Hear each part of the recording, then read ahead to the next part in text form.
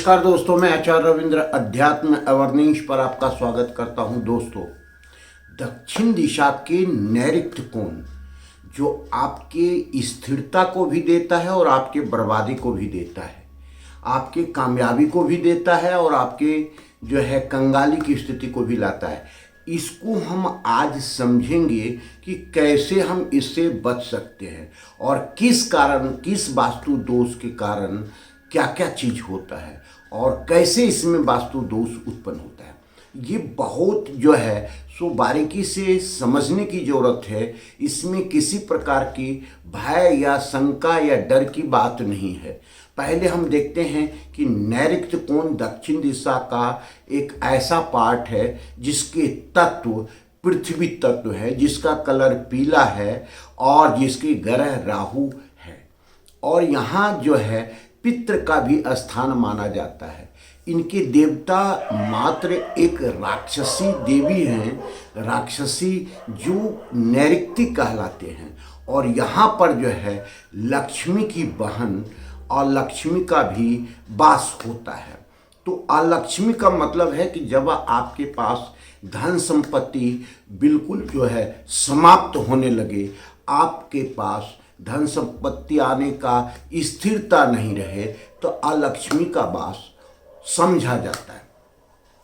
अब हम बारीकी से समझें कि यहाँ किन किन कारण से क्या क्या दोष उत्पन्न होगा, अर्थात दोष उत्पन्न का मुख्य कारण, रीजन क्या है, इसको हम समझेंगे। सबसे पहली बात कि यहाँ पर आपका किसी प्रकार का जो प्लॉट आपने लिया है वह कट नहीं होना चाहिए या बढ़ा हुआ नहीं होना चाहिए, अर्थात 90 डिग्री पर समकोण पर दोनों भुजाएं आकर के मिले।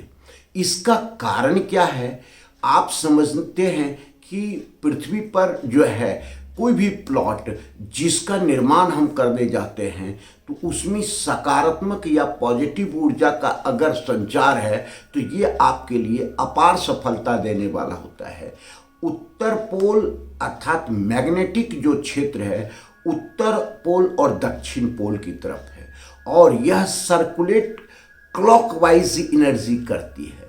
तो जब हम देखते हैं कि कोई कोण कट जाता है या बढ़ जाता है तो जो क्लॉकवाइज एनर्जी है वह डिस्टर्ब हो जाता है और जब डिस्टर्ब होता है तो आपके घर में एनर्जी नेगेटिव डेवलप होने लगता है।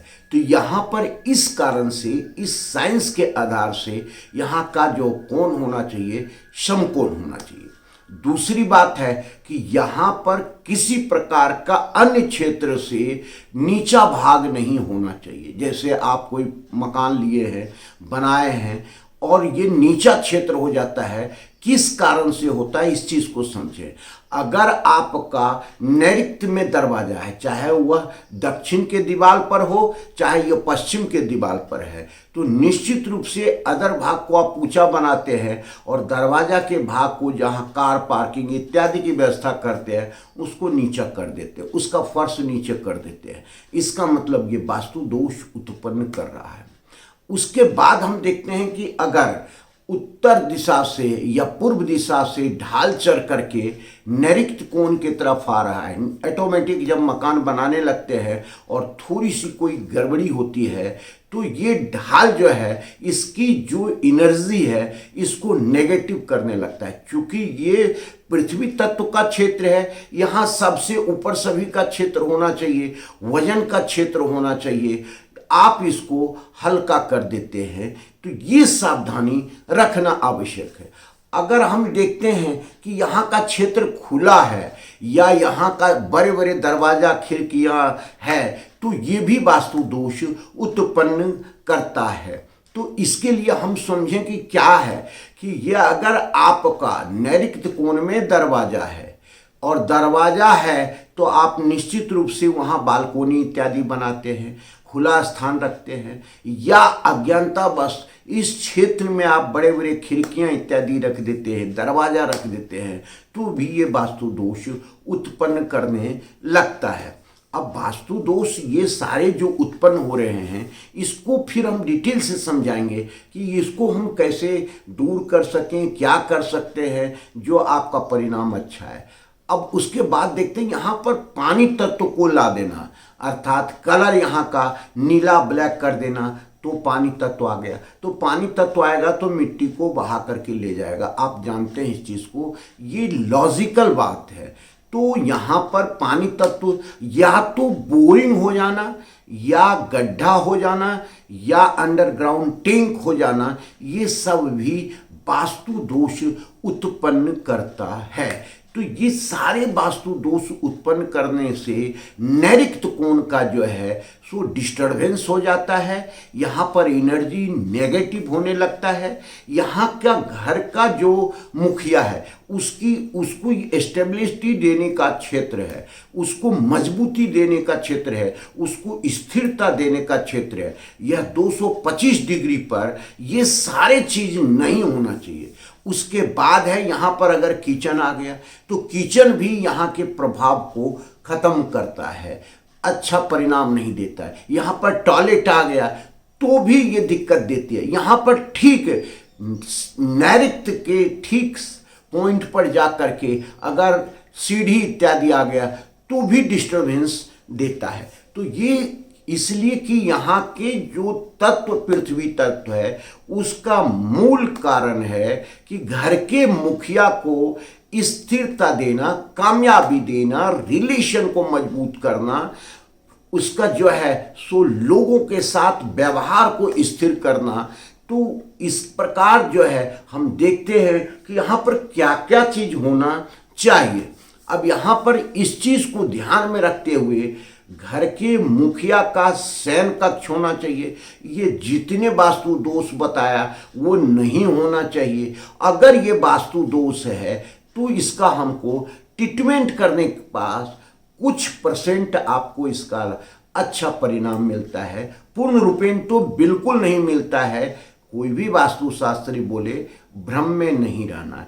तो यहाँ से वह चीज़ जितने हैं उसको रिमूव कर दें तो निश्चित रूप से आपको इसका बहुत अच्छा रिजल्ट आएगा। दूसरा है कि अगर घर ये क्षेत्र नीचा है तो इसमें हम क्या करेंगे सो देखिए, यहाँ पर एक हनुमान जो है सो बजरंग ध्वजा फहरा दें तो आपको ये अच्छा रिजल्ट देने लगेगा। यहाँ पर एक चीज सावधानी और रखना है कि यहाँ का फर्श जो है, जो टाइल्स है, बहुत चिकना नहीं होना चाहिए जिसमें ग्लेरियस होना अपना चेहरा दिखने लगे। तो वो ऐसी स्थिति में बहुत चमक वाला जो है सो आपको ये जल तत्व को प्रभावित करता है। अर्थात यहाँ पर जो है सो आप अपना अगर उसमें चेहरा देख लिए इतना साफ है, इतना चिकना है, तो इसका मतलब दर्पण का ये तत्व को उत्पन्न करने लगता है अव्यक्त रूप से भी। तो ये चीज अब धीरे धीरे यहाँ से आपको रिमूव करना है। यहाँ का टाइल्स भी अगर आपने व्हाइट कलर लगा लिया या नीला कलर लगा दिया, ब्लैक कलर लगा लिया तो डिस्टर्बेंस उत्पन्न करने लगता है। तो लगाना कैसा टाइल्स है, ये पृथ्वी तत्व वुडन, माने आप समझिए कि हल्का पीला लेकर के अगर आप लगाते हैं कोई भी टाइल्स तो अच्छा रिजल्ट देगा। और टाइल्स जो है वुडन स्थिति में हो तो अच्छा रिजल्ट देगा। तो अर्थात देखिए कि इसकी सारे दोष को खत्म करने के लिए एक सीधी सी बात है कि ये सारी चीज रिमूव करना है। पानी तत्व को तो रहने ही नहीं देना है, टॉयलेट को तो रहने ही नहीं देना है, इसको हटाना है। अगर है नहीं हटा सकते हैं तो इस पर विचार करते हैं। सबसे पहले यहाँ पर जो है सो राहु यंत्र की स्थापना करें। दूसरा है वास्तु दोष नाशक यंत्र की स्थापना करें। तीसरा है कि यहाँ पर जो है सो किसी प्रकार का कोई भी क्लेटर इत्यादि नहीं रखना है। यहाँ पर आपको अगर बना हुआ है तो 3 ये सारे दोष हैं तो 3 दक्षिण के दीवार पर और 3 जो है पश्चिम के दीवार पर पिरामिड को रिचार्ज करके लगाएं। और वह पिरामिड आपका पश्चिम के दीवार पर व्हाइट कलर का होगा और दक्षिण के दीवार पर पीला कलर का होगा। और यहाँ पर जो है इस चीज़ को हम कंट्रोल कर सकते हैं।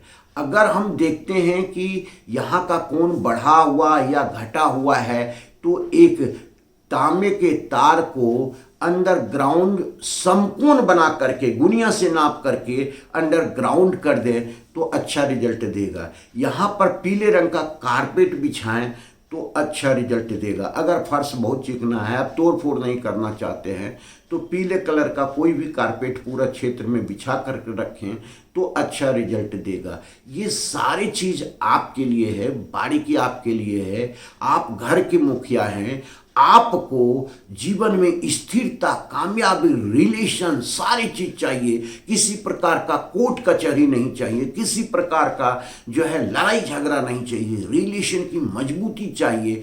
तो ये सारी चीज को रिमूव करना या जो हम ट्रीटमेंट बता रहे हैं उसे करना आपके लिए लाभदायक होगा। अब बारीकी से समझें कि जब हम ये सारी चीज यहाँ स्टेब्लिश कर दिए, यंत्र लगा दिए, पिरामिड लगा दिए, कारपेट लगा दिए और यहाँ के कलर को चेंज कर दिए। कलर को चेंज करना आवश्यक है क्योंकि कलर आपको जब तक रहेगा तो डिस्टर्ब करते रहेगा। तो 2024 में यह वीडियो आपके लिए बहुत लाभदायक होगा, कामयाबी देगा, निरंतर आगे भी देगा और इसका आप लाभ ले सकते हैं।